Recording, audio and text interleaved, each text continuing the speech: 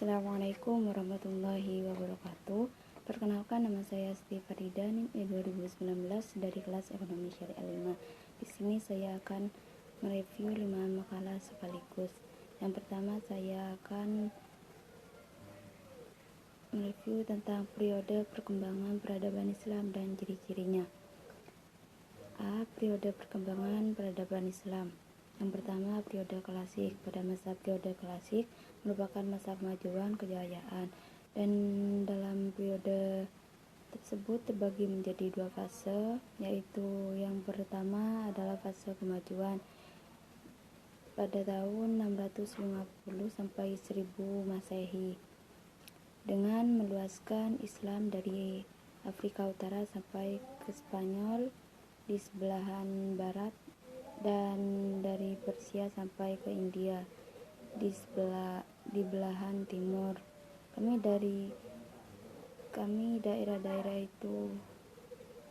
Kini daerah-daerah itu tunduk kepada kekuasaan Islam.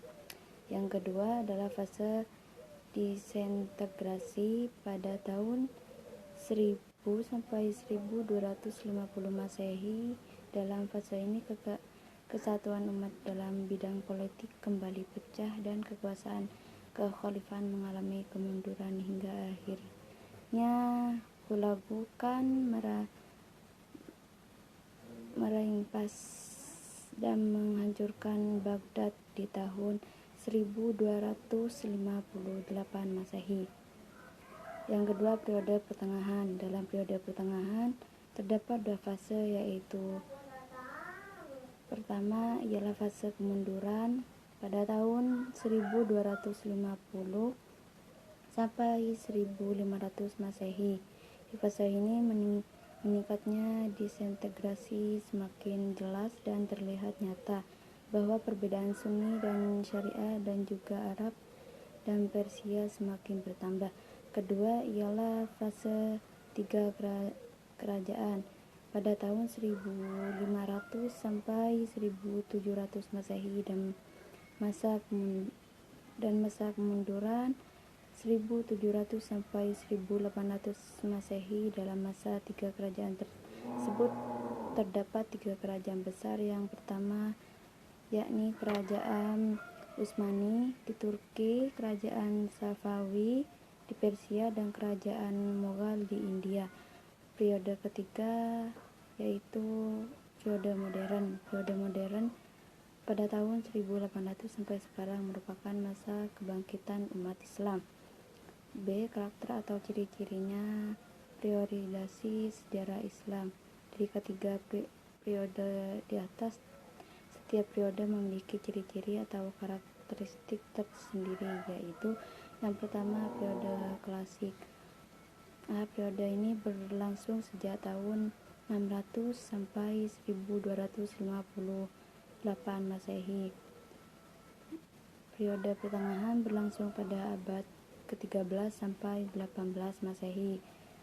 Periode modern dimulai pada abad ke-18 Masehi sampai berlangsung sampai sekarang.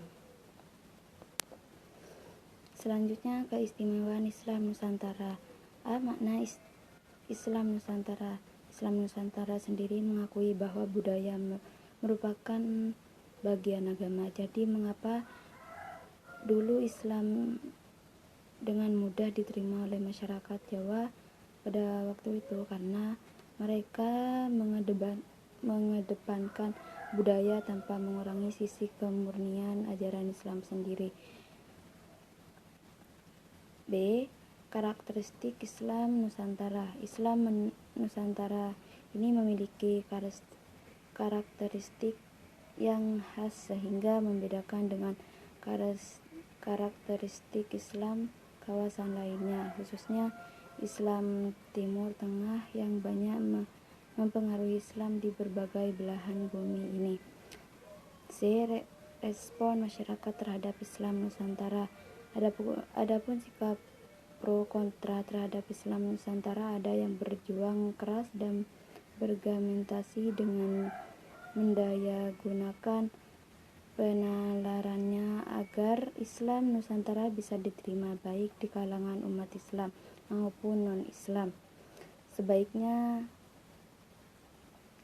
ada yang menghadang perjuangan itu dan usaha mematahkan argumentasi. Ada yang kurang menyetujui Islam Nusantara itu, tetapi mereka diam, tidak melakukan serangan-serangan yang berusaha mematahkan argumentasi kelompok yang menyetujui Islam Nusantara. Dan ada juga yang menyetujui penggunaan istilah Islam Nusantara tersebut, namun bersikap diam dan pasif sehingga tidak berusaha mempromosikannya. D. Islam Nusantara dan budaya lokal. Islam Nusantara adalah Islam yang khas ala Indonesia, gabungan nilai Islam teologis dengan nilai-nilai tradisi lokal, budaya dan adat istiadat di tanah air.